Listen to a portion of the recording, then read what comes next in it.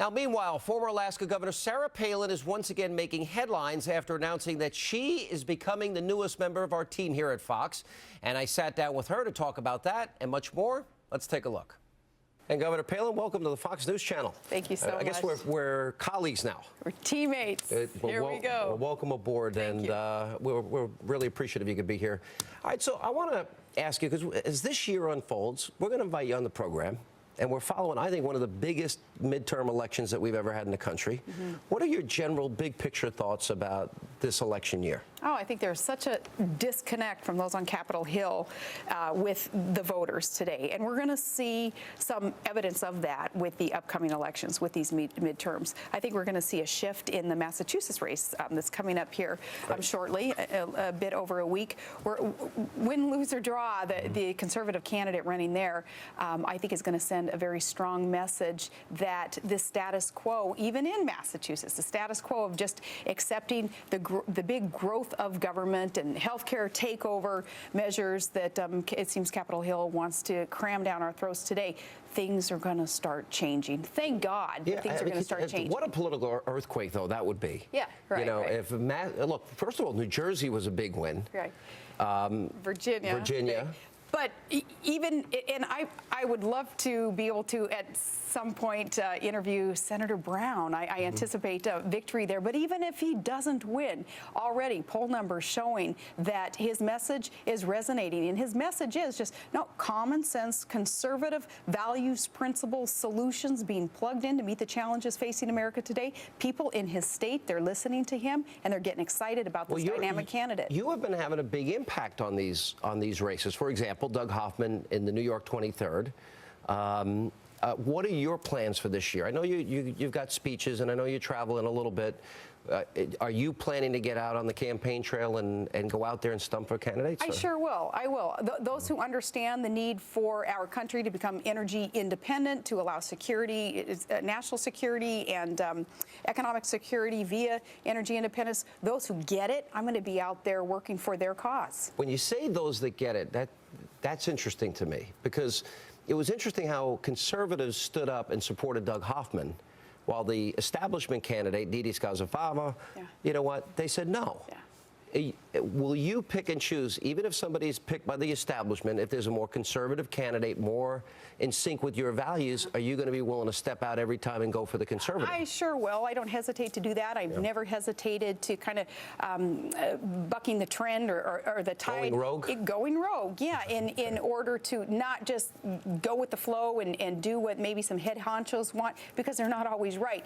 The people of America, though, their voice is growing louder and louder when they're saying no to government takeover of our healthcare system, to allowing 1/6 of our economy in the private sector to be shoved into the government's hands. An issue like that, no. People are saying whether the establishment likes it or not, the people don't like it. And a representative form of government demands that it is literally a representative hearing the voice of the people and implementing what their will is. I don't think I've ever seen, and everywhere I go, and I'm sure you just came off a pretty big book tour.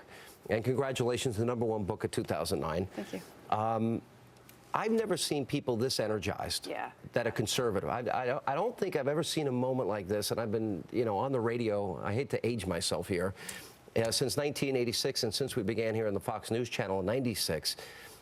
Does that translate? Do you think, is there any obstacle you see that gets in the way of what we predict is going to be a pretty big year? The nice thing about this energy that you can fill with these campaigns and talk about new dynamic candidates being willing to put themselves out on the line and run for office to serve us, is it's independents too. Independents are saying we want common sense solutions in there. We don't want government growth. We don't want to incur such debt that is, to me, immoral. It's irresponsible.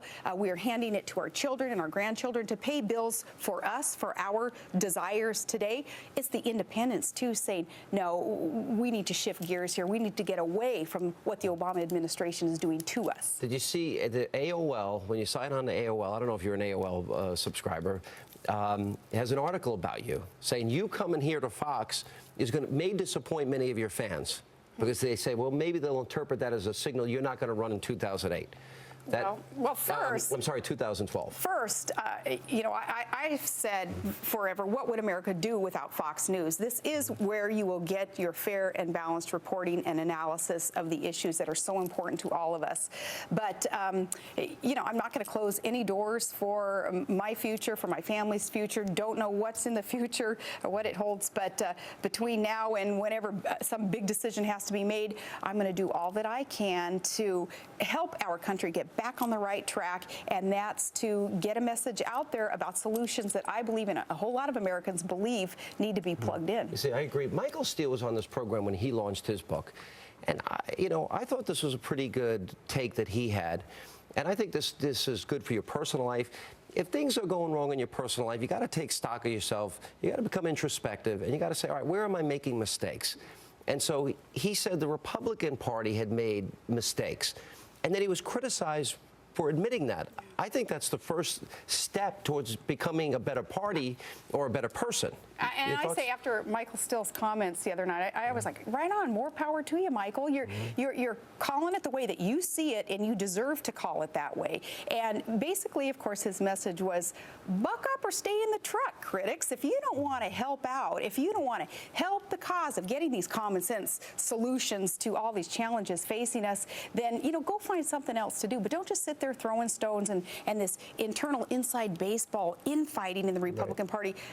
I emailed Michael Steele this too. I said, 99% of Americans, they don't know who these people are, the establishment, and they couldn't care less about what's going on internally. See, because I've been a critic of the Republicans. I saw what was happening in 2006, and I saw problems leading into 2008.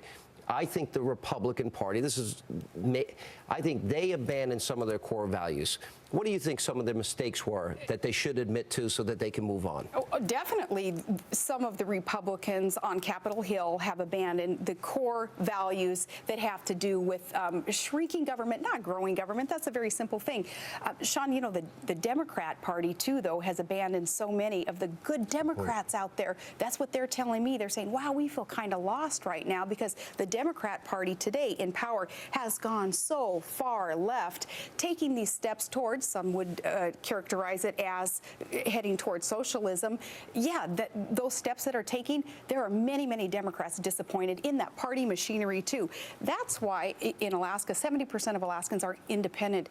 They don't want to be a part of a political machine that allows partisanship to get in the way of just doing what is right. Right. And coming up, so what if Sarah Palin got a call from President Obama? What would she say to him? You'll find out right after the break. Plus, Sarah Palin reveals plans for her very own Fox News show. That is straight ahead.